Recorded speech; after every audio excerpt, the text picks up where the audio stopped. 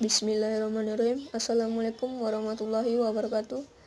Selamat pagi teman-teman dan selamat pagi juga kepada Ibu dosen APT Ayu Ramawati Empang. Semoga kita semua dalam keadaan sehat walafiat. Kami dari kelompok 4 Anatomi Fisiologi akan menyampaikan materi tentang sistem reproduksi. Sebelum kami menyampaikan materi kali ini, saya perkenalkan terlebih dahulu anggota kelompok kami. Yang pertama Lilian Rahmadayani, yang kedua Melsa Panama, yang ketiga Muhammad Reno yaitu saya sendiri, yang keempat Sari Rahmadani, dan yang kelima Yuyun Anggraini Barus. Untuk penyampaian materi pertama yang akan disampaikan oleh saya sendiri. Sekian. Apa itu sistem reproduksi? Sistem reproduksi adalah suatu rangkaian dan interaksi organ dan zat dalam organisme yang dipergunakan untuk berkembang biak. Sistem reproduksi pada organisme berbeda antara pria dan wanita. Sistem reproduksi pada manusia akan mulai berfungsi ketika seseorang mencapai kedewasaan atau pubertas. Apa itu reproduksi dan apa tujuannya? Reproduksi adalah kemampuan makhluk hidup untuk menghasilkan keturunan yang baru. Tujuannya adalah untuk mempertahankan jenisnya dan melestarikan jenisnya agar tidak punah. Pada manusia, untuk menghasilkan keturunan yang baru diawali dengan fertilasi. Organ-organ sistem reproduksi pada manusia. Organ pada laki-laki yaitu prostat, vas deferens, testis, epididymis, penis, uretra, bladder, and seminal vesiculae. Organ pada wanita yaitu ovari, endometrium, cervix, vagina, ovari, fimbriae, uterus, dan fallopian tubes. 1. Sistem reproduksi pria dibedakan menjadi organ kelamin luar dan organ kelamin dalam. Organ reproduksi luar terdiri dari yang pertama, penis merupakan organ kopulasi, yaitu hubungan antara alat kelamin pria dan wanita untuk memindahkan sperma ke dalam organ reproduksi wanita. Penis diselimuti oleh selaput tipis yang nantinya akan dioperasi pada saat dihitan atau disunat. Yang kedua, skrotum merupakan selaput pembungkus yang merupakan pelindung testis serta mengatur suhu yang sesuai bagi spermatozoa. Organ reproduksi pria bagian dalam. Organ reproduksi dalam terdiri dari 1. Testis merupakan kelenjar kelamin yang berjumlah sepasang dan akan menghasilkan sel-sel sperma serta hormon testosteron. Dalam testis, banyak terdapat saluran halus yang disebut tubucus seminiferus. 2. Epididymis merupakan saluran panjang yang berkelok yang keluar dari testis. Epididymis berfungsi sebagai tempat penyimpanan sementara sperma, sampai sperma menjadi matang dan bergerak menuju vas deferens.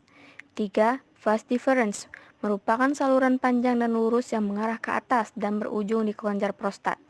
Vas deferens berfungsi sebagai saluran tempat jalannya sperma dari epididymis menuju kantung semini atau kantung mani, dalam kurung vascula seminalis. 4. Saluran ejakulasi merupakan saluran yang pendek dan menghubungkan vesikula seminalis dengan uretra. Saluran ini berfungsi untuk mengeluarkan sperma agar masuk ke dalam uretra. 5. Uretra merupakan saluran panjang terusan dari saluran ejakulasi dan terdapat di penis. Fungsi uretra sebagai saluran kelamin dari vesikula seminalis dan saluran urin dari kantong kemih. Di bawah ini terdapat gambar organ reproduksi dalam pada pria. Gangguan pada sistem reproduksi pria. A. Hipogonadisme adalah penurunan fungsi testis yang disebabkan oleh gangguan interaksi hormon, seperti hormon androgen dan testosteron. Gangguan ini menyebabkan infertilitas, impotensi, dan tidak adanya tanda-tanda kepriaan. Penanganannya dapat dilakukan dengan terapi hormon. B. Kriptorkidisme adalah kegagalan dari satu atau kedua testis untuk turun dari rongga abdomen ke dalam skrotum pada waktu bayi. Hal tersebut dapat ditangani dengan pemberian hormon human chorionic gonadotropin untuk merangsang testosteron. Jika belum turun juga, maka dilakukan pembedahan. C. Uretritis adalah peradangan uretra dengan gejala rasa gatal pada penis dan sering buang air kecil. Organisme yang paling sering menyebabkan uretritis adalah Chlamydia trachomatis, Ureplasma oreolithecum, atau virus herpes. D. Epididymitis adalah infeksi yang sering terjadi pada saluran reproduksi pria. Organisme penyebab epididymitis adalah E. coli dan Chlamydia. 2. Sistem reproduksi wanita. Sistem reproduksi wanita dibedakan menjadi organ kelamin luar dan organ kelamin dalam. Organ reproduksi luar pada wanita terdiri dari 1. Vagina, merupakan saluran yang menghubungkan organ uterus dengan tubuh bagian luar, berfungsi sebagai organ kopulasi dan saluran persalinan keluarnya bayi. 2. Vulva, merupakan suatu celah yang terdapat di bagian luar dan terbagi menjadi dua bagian, yaitu labia mayora dan labia minora.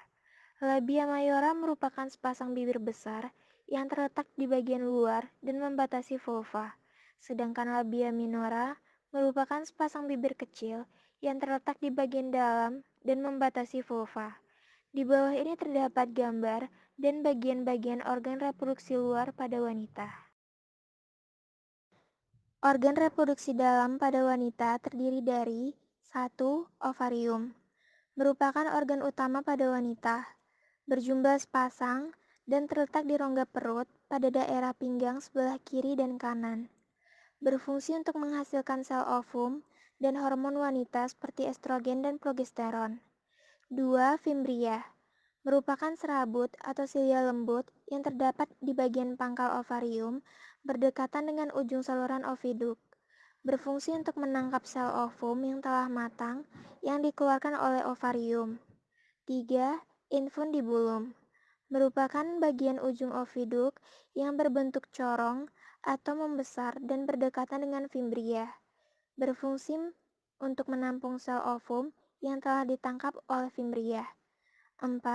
Tuba Fallopi, merupakan saluran memanjang setelah infundibulum yang bertugas sebagai tempat fertilisasi dan jalan bagi sel ovum menuju uterus dengan bantuan silia pada dindingnya. 5. Ovidut. Ovidut merupakan saluran panjang kelanjutan dari tuba Fallopi, berfungsi sebagai tempat fertilisasi dan jalan bagi sel ovum menuju uterus dengan bantuan silia pada dindingnya. 6. Uterus. Uterus merupakan organ yang berongga dan berotot, berbentuk seperti buah pir dengan bagian bawah yang mengecil, berfungsi sebagai tempat pertumbuhan embrio. 7. Serviks. Serviks merupakan bagian dasar dari uterus yang bentuknya menyempit, sehingga disebut juga sebagai leher rahim. Menghubungkan uterus dengan saluran vagina dan sebagai jalan keluarnya janin dari uterus menuju saluran vagina. 8. Saluran vagina. Saluran vagina merupakan saluran lanjutan dari serviks dan sampai pada vagina. 9. Klitoris merupakan tonjolan kecil yang terletak di depan vulva. Bisa dilihat pada gambar di bawah berikut. A. Spermatogenesis merupakan proses pembentukan sel spermatozoa yang dibentuk di dalam tubula seminiferus dan dipengaruhi oleh beberapa hormon, yaitu yang pertama hormon FSA yang berfungsi untuk merangsang pembentukan sperma secara langsung serta merangsang sel Sertoli untuk menghasilkan ABP atau androgen binding protein yang berfungsi untuk memacu spermatogenium untuk melakukan spermatogenesis. Yang kedua, hormon LH yang berfungsi untuk merangsang sel Leydig untuk memperoleh sekresi testosteron. B. Oogenesis merupakan proses pembentukan dan perkembangan sel ovum. Proses oogenesis ini dipengaruhi oleh beberapa hormon, yaitu yang pertama hormon FSA yang berfungsi untuk merangsang pertumbuhan sel-sel folikel sekitar sel ovum. Yang kedua, hormon estrogen yang berfungsi merangsang sekresi hormon LH. Yang ketiga, hormon LH yang berfungsi merangsang sekresi hormon LH. Yang keempat, hormon LH yang berfungsi merangsang terjadinya sel ovulasi. Dan yang kelima, hormon progesteron yang berfungsi untuk menghambat sekresi FSA dan LH.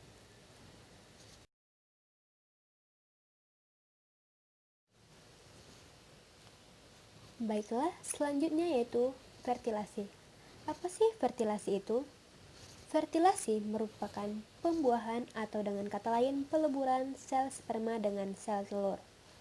Proses ini kelak akan membentuk zigot dan menjadi embrio. Nah, inilah yang bakal menjadi janin. Tempat terjadinya fertilasi pada manusia yaitu di dalam tuba falopi wanita atau oviduk. Pada manusia, fertilasi yang terjadi merupakan fertilasi internal. Fertilasi internal adalah proses pembuahan yang terjadi di dalam tubuh induk betina.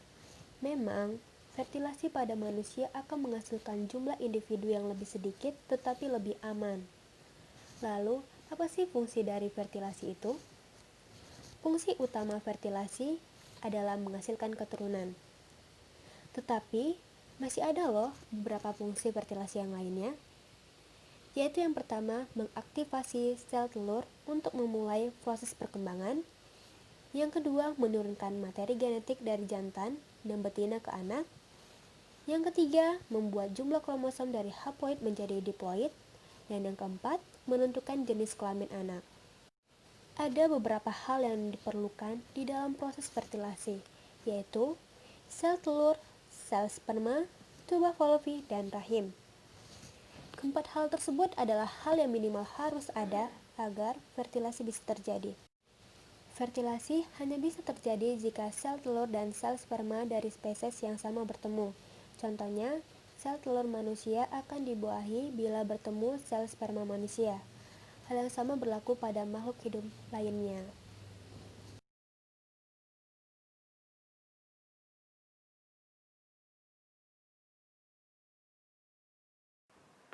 Proses pembuahan atau fertilisasi. Yang pertama, ada ovulasi. Yang kedua, saat telur berpindah ke saluran tuba falopi. Yang ketiga, meningkatnya hormon.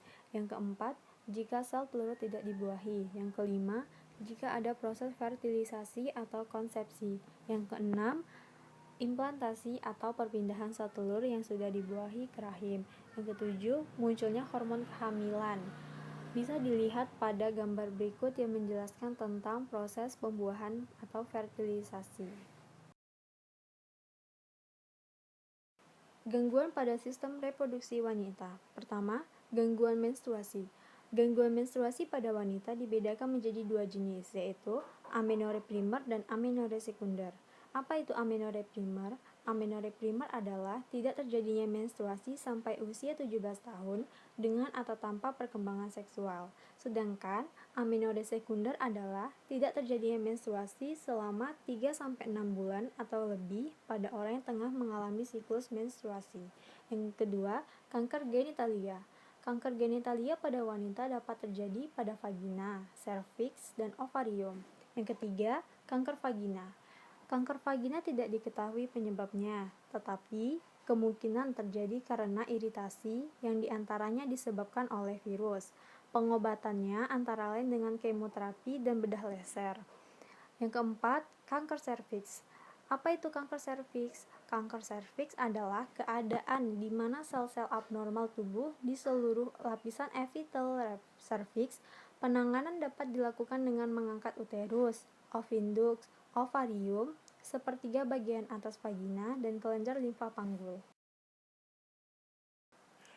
Kesimpulannya, sistem reproduksi pada manusia mempunyai anatomi dan fisiologi masing-masing. Reproduksi manusia secara vivipar atau melahirkan anak, dan fertilisasinya secara internal atau di dalam tubuh. Oleh karena itu, memiliki alat-alat reproduksi yang mendukung fungsi tersebut. Maka, kesimpulan akhir dari materi ini adalah reproduksi bertujuan untuk mempertahankan jenisnya dan melestarikan jenisnya agar tidak punah. Baiklah, sekian hasil dari presentasi kami. Apabila ada kesalahan, dalam penulisan dan pembacaan, mohon dimaafkan. Wabillahi taufiq wal hidayah. Wassalamualaikum warahmatullahi wabarakatuh.